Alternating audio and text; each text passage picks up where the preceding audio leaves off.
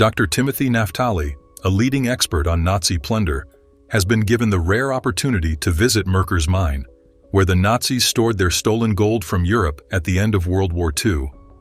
The town of Merkers is still home to a working salt and potassium mine, and the Nazis' secret treasure room is not easily accessible. Dr. Naftali has never had the chance to visit this site before, but with the help of a mining truck and a knowledgeable driver, he has reached a nondescript entrance to the room the Nazis called Number 8. Behind this door, one of the greatest treasure hoards ever assembled, 75 feet wide and 150 feet long, with 12-foot-high ceilings and its own tram railway leading in and out, once contained the lion's share of Nazi Germany's secret wealth. The Allies found this room thousands of feet below ground, along one of the near-infinite series of tunnels, by accident. Two French women told American soldiers that they had seen sacks of money being taken out of the mine. The U.S. Army took notice and took control of the mine, discovering the door of room number 8. U.S. soldiers came into this room and discovered 8,198 of these gold bars. However, the true mystery begins here because the secret treasurer of Merker's mine was quite a bit lighter than expected. It is estimated that the Nazis stole $598 million worth of gold. But the gold stored at Merker's mine was worth about $250 million in 1945, less than half of the alleged $598 million total. The rest of the gold remains unknown. Adolf Hitler and his Nationalist Socialist German Workers' Party were known for their systematic looting of territories during World War II. They stole vast amounts of wealth from individuals, families, and entire nations, including precious artifacts, currency, jewelry, and precious metals. Gold was a favorite of Hitler and his men, and they sought places to stash these stolen wealth. Some popular caches include the Nazi gold train, a legendary train believed to be filled with gold and other valuable items hidden within a sealed tunnel in the Walder region of Poland. Operation Safe Haven was a campaign initiated by West Allies to find liquid assets in the form of paper money, coin gold, and bullion, which could be placed in a safe haven until returned to the rightful owner. The Austrian Lake Toppitz is also claimed to be the hiding place of many Nazi documents, artifacts, and Swiss banks. Despite the lack of conclusive proof, historians continue to search for the truth about the Nazis' theft of treasure. NYU professor Timothy Naftali has become an expert on Nazi plunder, and he has visited Marker Mine, located outside Frankfurt, to see where the Nazis had hidden the gold and other valuable items they had stolen from their victims. The town of Marker is similar to the Nazis' down-to-earth town of Merger, as much of the population is still involved in mining in the working salt and potassium mines found in the area. The Nazis' secret treasure vault is still mostly inaccessible to much of the public today, as those looking to venture into it would have to take part in a 2,000-foot plunge into the mine's industrial lift.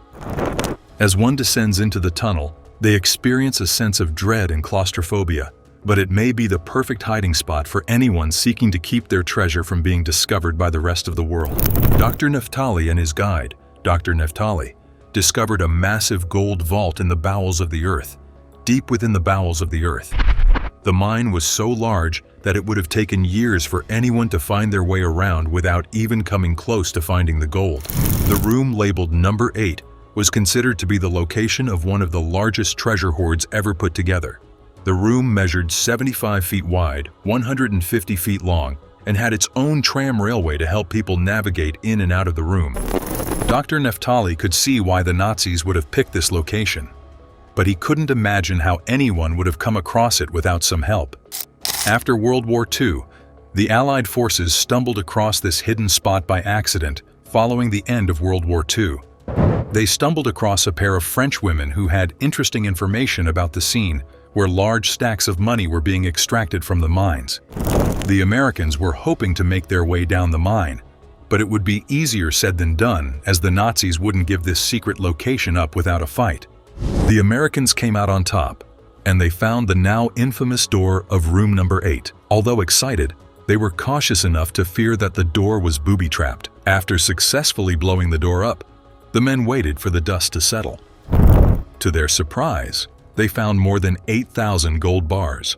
However, The sums don't add up, and there still is some mystery as to what happened to all of this gold.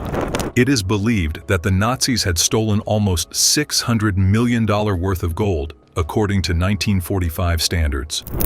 After conducting an examination on what was left in the room, it is believed that only about $250 million of the treasure was in the room at the time the Americans discerned the vault.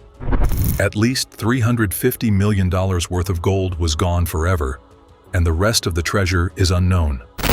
Dr. Neftali continues to discuss the mysterious nature of the treasures that were stolen from the victims of World War II by Hitler and his Nazi scourge. He wants to see more gold subscribers join the hunt for lost treasures, hidden riches, and legendary gold discoveries. John Casey, a construction contractor from the U.S., is returning to the Philippines with a team to continue his search for Yamashita's gold. He believes that Japanese General Tomoyuki Yamashita took billions of dollars in treasure looted by Japan during World War II and buried it in the Philippines, including somewhere in this mountain. According to an eyewitness, mysterious wooden crates were hauled up the mountain by prisoners of war and buried in tunnels, which were then destroyed one day. John follows a series of mysterious symbols to 3 promising sites: a waterfall, a crater known as Breach 6, and a camouflage tunnel they uncovered last year. The team disperses across the mountain with miners Levi and Gio working on clearing the tunnel dam and moving dirt. They are concerned about the groundfall potential and the potential for groundfall if they get inside the tunnel. The team works on the tunnel, installing a support fence to prevent rock slides and digging out the entrance. They are excited to find an old tunnel in better shape than expected, but are worried about the potential groundfall potential. General Yamashita was known for tunneling and burying treasure inside mountains, so they wouldn't put that timber in there if they didn't want it to last. As the new day dawns on the mountain, John gets his first look at the reopened tunnel, hoping it connects to a network leading to treasure. The coal bolts look different than the last time they saw it, and they are ready to go in. Levi and Gio come up with a plan to go in themselves, but John prefers to take pictures of the treasure before it gets buried and gets lost. John Casey and his team are determined to find Yamashita's gold in the Philippines, following a series of mysterious symbols and a secure tunnel entrance. They hope to uncover the lost treasure and continue their search for the lost treasure. A visit to a tunnel in Japan, where the author is intrigued by the information it contains. They are interested in the construction of the tunnel and the markings left behind by the occupants. They notice a chisel mark on the wall, which appears to be a tool mark. The other side of the tunnel does not appear to be a pneumatic drill, suggesting that it could be very old. Japan had slave labor during World War II, with around 27,000 Americans being taken as prisoners by Japan. It is believed that Yamashita relied on these POWs to construct his network of treasure tunnels. The tunnel's posters displayed American numbers painted whitewashed down to the post, possibly indicating that Americans were present. They then notices a black object on the floor, which appears to be a handle or something else. The object has grooves and a blade that looks like a knife. The author suspects that the manipulator arms are strong enough to move the object. They are eager to see what it is and try to grab a hold of it to gain an idea of its origin. They find a K-bar on the back of the knife, which is a military-style fighting knife used since World War I. This is a significant artifact from World War II, and the author believes that it could tell us a lot about the time frame and the history of the tunnel.